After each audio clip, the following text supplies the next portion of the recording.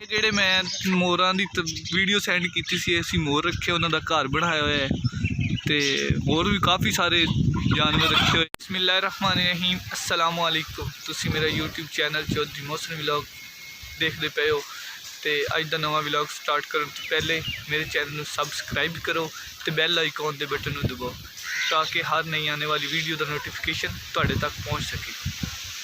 ਅੱਜ ਸਾਡੇ ਨਾਲ बहुत तेज़ ਹਨੇਰ ਚੱਲ ਰਿਹਾ है तो अल्लाह करेगा इंशाल्लाह बारिश भी आएगी क्योंकि मौसम बहुत ज़्यादा गर्मी पै रही सी। तो मैं हुण अपनी छत पर बैठा सी, मैं उठिया सीगा सुबह मैं सोचा कि ना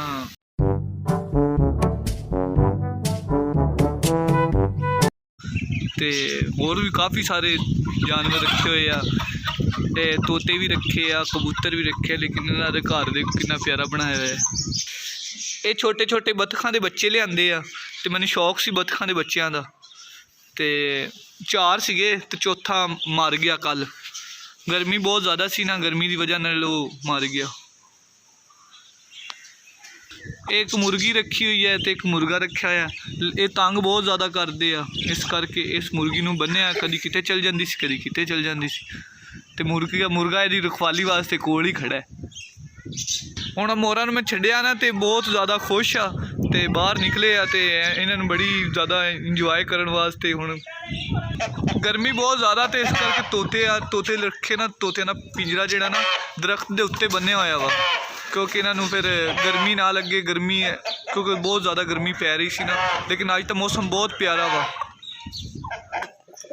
बहुत अच्छी किस्म के मैं कबूतर रखे आ ते बड़ी दूरों मैं मंगाए आ कबूतर ना। तो कबूतर ने कबूतरी ने जी लक्की कबूतरी उन्हें बच्चा दे दिता है। तो हाले एक बच्चे जिहड़ा अंडा उहदा एक अंडा पिया वा तो एक बच्चा कढ़ लिया उन्हें। इदां दे लक्के कबूतर है कि मतलब इन्हां कोल ना जमीन के उपर ना उड़िया नहीं जाता, बस जमीन के उत्ते पानी पीण वास्ते भी बड़ी मुश्किल हुंदी है। कित्थे पैसे पैसे दे ना बाजू, मैनूं पैसे दे जल्दी कर, मिनट मार। ये मेरा छोटा जिहा भतीजा तो ये देखो बड़ा तंग करता, तो पैसे जेब च पाए तो कहना मेरे को पैसे है, पैसे दे दे मैनू। क्यों हुणे भज रहा वा, कहता कि पैसे मेरे को है नहीं गे। हुणे मैं क्या होर पैसे कढ़ के मैं तेन दिना, तो तां करके पैसे मैं लालच दिता तो हुण जेब चों कढ़ के होर अपने अगले पैसे दिखांदा पिया। दिखा दे जल्दी, तेन दिखा दे मैनूं पैसे, कढ़ ला जल्दी पैसे खा। कहना हुण आ ले पैसे, चल हुण तू जेब च पा ला, अपनी जेब च पा ला, जेब च पा ला, वो पैसे जेब च पा ला। नहीं वो नहीं लेने, वो ही तेरे को पैसे रहन दे तू। नहीं मैं नहीं देने। असीं रक्षा भी बनाया यार अपने घर, रक्षा दरवाजे तो बाहर रक्षा खड़ा वा क्योंकि अजकल बच्चों छुट्टियां ना स्कूल तो फिर फारग ही खड़ा रहिंदा वा। हुण मैं जा रहा सी अपने माल वाली हवेली विच क्योंकि उत्थे मैं अपने जानवर देखण जा रहा, गावां गूवां नूं कि उन्होंने पट्ठे पुट्ठे पाए सी भाईए ने कि नहीं, मैं देख के तां आवां। हुण मैं अपनी गली दे विच अपने साढ़े घर तो तकरीबन थोड़ा दूर ही पै जांदा वा, साडा माल वाली हवेली जिहड़ी ना थोड़ी दूर पै जांदी आ। ये हुण बाहर लोगों ने जानवर बन्ने हुए आ तो इत्थे साड़ी मैं अपनी हवेली ते पहुँच गया वां। हुण मैं अपनी माल वाली हवेली च पहुँच गया वां तो हुण गावां सारियां बैठियां वां, भाई ने सारियां छड़ियां होईयां वां, 2 गावां बन्नियां होईयां वां जिहड़ियां मतलब जिहड़ियां दुध दिंदियां वां, बाकी सारियां बज्जियां। हुण असीं आइटां सटवाइयां वां तो इत्थे मशीन वास्ते बरांडा बनाना वा क्योंकि पट्ठे गर्मी दे विच सारी दिन सड़ जांदे आ। ये मशीन हुण तो खाली है, असल ये डब्बा जिहा दिता होया तां करके कि चलो बारिश बुरिश आवे तो मोटर के उत्ते पानी ना पवे।